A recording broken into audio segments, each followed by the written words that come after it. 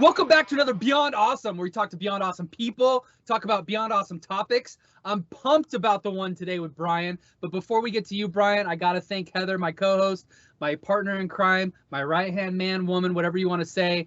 How you doing today, Heather? I'm doing great, Jason. What about you?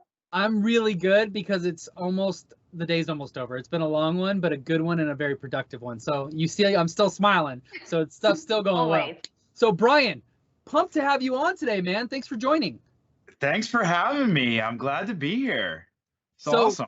Yeah, this is very simple. We're just going to ask you a little bit about yourself. So think of it as somebody that hasn't met you yet. So Who are you? What do you do? Are you married? Do you have kids? Do you travel the world? Just give us a little bit about yourself. Awesome. Well, my name is Brian Doty. I live in a suburb of Pittsburgh with my wife, and I say 2.9 children.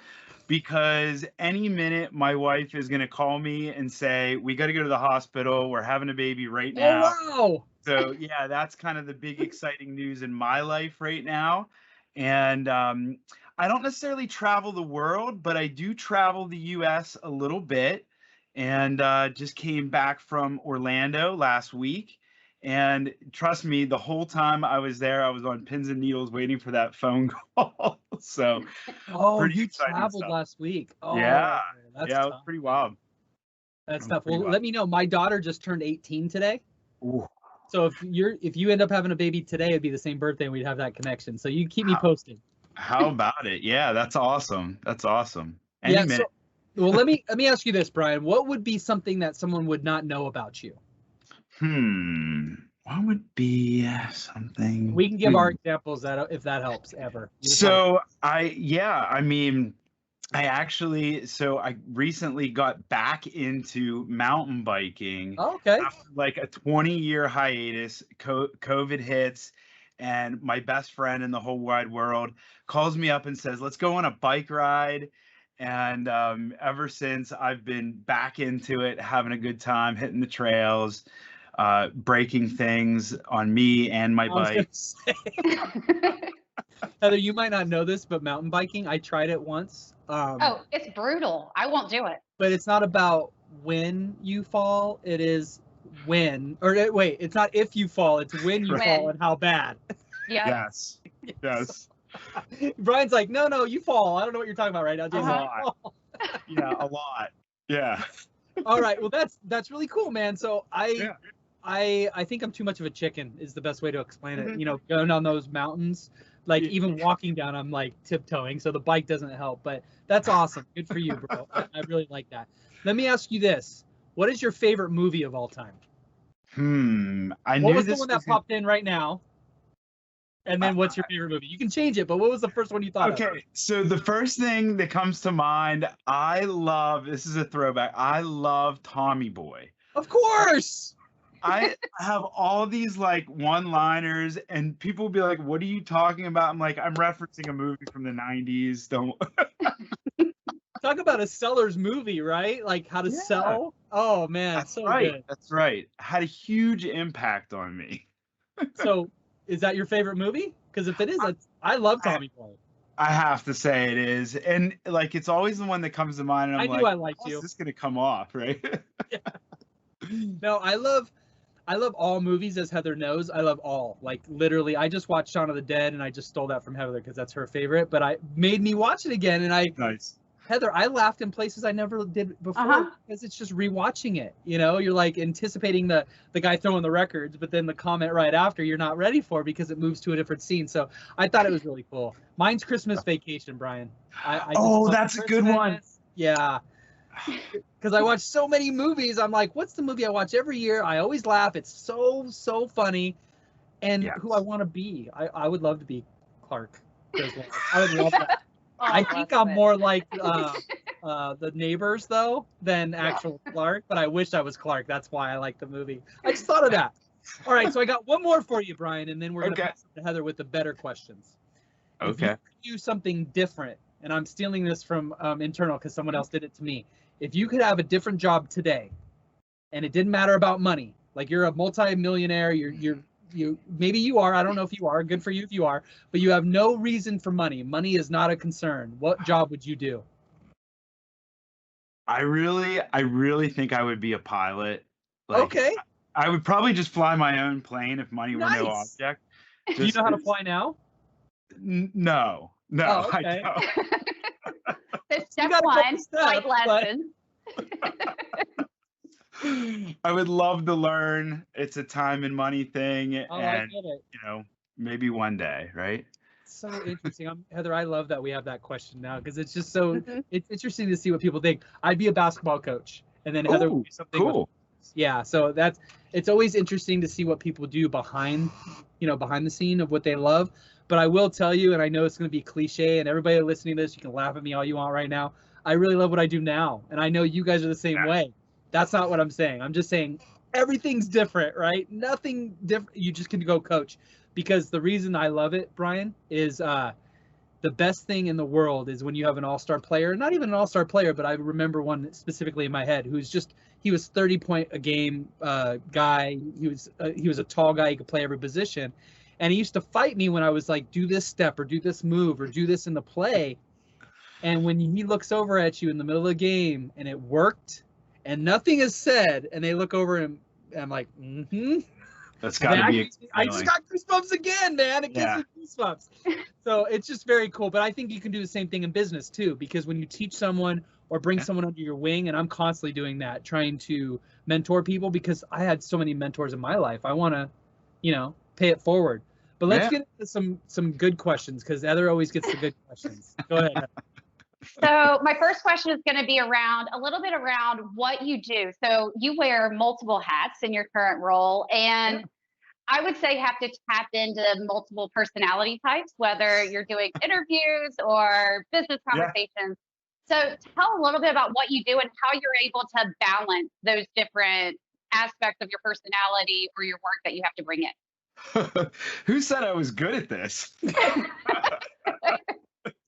I'm still trying to figure that out. No, it's so chief cook and bottle wash, right? That's what my dad said one time about one of his jobs. But no, I'm certainly not. We have a ton of people on the team, certainly, to help out. But I do a lot of the webinars. Kind of hate to say that I'm the face of Unitrends MSP because maybe more face for the radio. Yeah, a face for radio. But no, I love interacting with partners and MSPs. I was an MSP prior to working for Unitrends MSP, so I know some of the trials and tribulations, I guess you could say, and being in the trenches, trying to build that business. It's such a tough thing, and so I relate very well to MSPs out there trying to grow their business. And I love talking to them about, what's in the tech stack, how are you growing, what size team do you have, like how many techs per endpoint.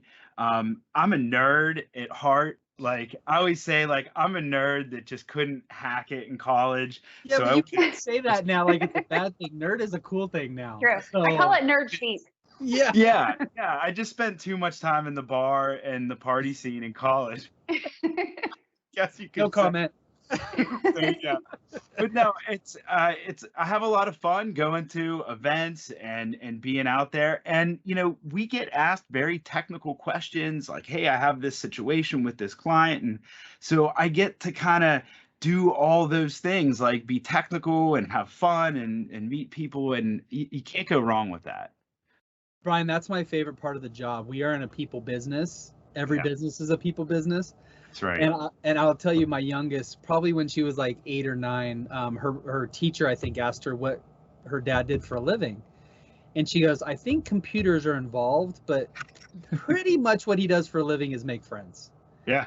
And what I would say is that's kind of spot on. That should be the first sentence in my job title, right? And you're the same way, right? You like being out there, you're interacting, seeing the reaction of people, helping people, right? Yeah. Getting in there and helping them secure their businesses with the great security that we have with Unitrends together, right? There's my little plug for everybody. But literally, we want to help people, right? So I started in youth development. I was going to be a teacher. I ran a Boys and Girls Club. I coached everything. I want to make a difference. And in security, we can do that together. And MSP specifically, right, Brian? I mean, you are doing things, you're their IT department at the end of the day. Absolutely. And it's just as important because in the industry, doesn't matter if you have 1 user or 1 million users, they're still going to come after you. They're still going to attack you. They're still going to use your servers as bots, right? It's yada, yada, yada. But anyway, I love that you said that because that's the favorite part of my job as well. Nice. So my follow-up to that, given that you were a former MSP and what you're doing now, what's I would say the most common issue or struggle that you're seeing with MSPs in the market, and what advice do you give them? That's a great question. That's a Of course thinker, it is. right? She always did. She always gets that. Look, sales and marketing, I think that's the big thing in the MSP space, right? Like how to attract new clients. We know there's a need. We know that the SMB space needs our help, and our partners' help. And I think a lot of times MSPs, you think about how a lot of them start up. They were inside of an IT department in the enterprise space, went off on their own, whatever. And they're trying to figure out, like, how do I get new clients? How do I get I'm a great person. That's great. I know my stuff. But getting that message out and being a spokesperson for yourself, I think that's a huge challenge. The technology is always going to be there. There's always going to be great vendors in this space. We're one of them. Yay. Yeah. But but being able to put it all together, manage that, and go grow a business and make it something that's scalable, something that you can grow up and either pass on or sell it. I mean, right now multiples are through the roof. So that's a huge thing. But I think MSPs still struggle the most with selling themselves and selling their services. I completely agree. One thing I've seen is because the technology can serve all people, they tend to turn into generalists instead of finding a niche to hone into that they can be the specialist in. Do you see the same thing there, or? Absolutely, and guilty as charged. We all do it. As an MSP, I mean, we sort of struggled with that. We had some areas, some markets that we did really well. We knew their line of business applications, things like that. And that's great to say, like, hey, we specialize in this area. But at the end of the day, anybody that was like, hey, what do you do? Like, we'll talk to you. Come on. And this was a mature MSP. But, I saw some of our competitors were doing a great job with really sort of verticalizing or picking a few industries that they knew really well how to help. And I think that that's a good strategy overall. That's great. I mean, this is really good feedback, really good information. I love the enthusiasm. I love the fun. I would get on a call with you any day. So I just enjoy this because you're smiling, I'm smiling, Heather's smiling. Yeah. There's nothing better than this, right? We have a good time all the time, right? We do. Yeah, we're going to have you on much more, and I think we'll be on yours as well. Absolutely. So Heather, did you have anything else for Brian today? No other questions, but if you have one final thought you would like to leave the audience with, what would that be? Well, I say don't be afraid to utilize the resources that your partners have. And this is to the MSPs out there. Again, I would always leverage their expertise, leverage the fact that we talk to other MSP owners and we hear feedback, we hear about their struggles and things, and we know a thing or two about this industry. So don't be afraid to approach, ask for help, ask for questions, ask for resources. I love to be able to do that where I can and help out where I can. So if that's good parting words, I'll go with that. Absolutely. Yeah, what I would say is, Brian, to that is what I like to say is the only bad question is one that's not asked. Right. Absolutely. When anybody ever feels like, oh, I don't want to ask that question because it'll make me look stupid. No, the fact that you don't have the data is the bad thing. We need to fix that, right? So, no, it's good. But Brian, thank you, man. I know how crazy busy you are. Really appreciate you coming on. Heather, can't do this without you. Thank you for everything that you do. And everybody else that took their time out of their day. The viewership keeps going up, so let's keep it going. So if you're beyond awesome, or if you know somebody that's beyond awesome, give us a shout out. We'd love to have you on the call. And you know what? Here's what I always like to part with this. Do something positive. I've been saying this a lot lately, and I'm going to keep saying it for a little while, is be so positive that negative people don't want to be around you. Then you're winning. Thanks, everybody. Have a great day. Bye-bye.